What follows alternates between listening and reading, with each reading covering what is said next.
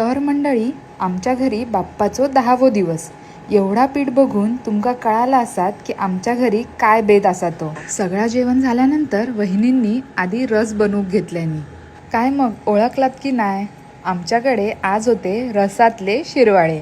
तांदळाचा पीठ अगदी घट्ट मळायचा नाही, एकदम मऊ लुसलुशीत ठेवायचा. म्हणजे कसा शिरवाळे गाळताना ताकदीची गरज लागणार नाही. हलक्या हाताने जरी दाबलात ना तरी मस्त सुटसुटीत असे शिरवाळे येतात. कसा हे पदार्थ ना कधीतरी वर्षातून एकदा दोनदा खाऊक मिळतात. माका ह्यो पदार्थ भयंकर आवडता. मी पण व्हिडिओपुरती थोडीशी मदत केलंय शिरवाळे गाळूक. खरा सांगूचा तर आज मी भात आणि काय जेवलंच नाही, फक्त रस आणि शिरवाळे एन्जॉय केलंय. जेवल्यानंतर आम्ही सगळी मंडळी एकत्र इलं आणि बसलं हावजी खेळाक. सगळे एकत्र इले की काय धमाल येताना. आणि ह्यो बघा ह्याना हावजीचा अख्ख्या तिकीट घेतल्या ना, मग त्याच्यातला एक मी पण चोरलंय.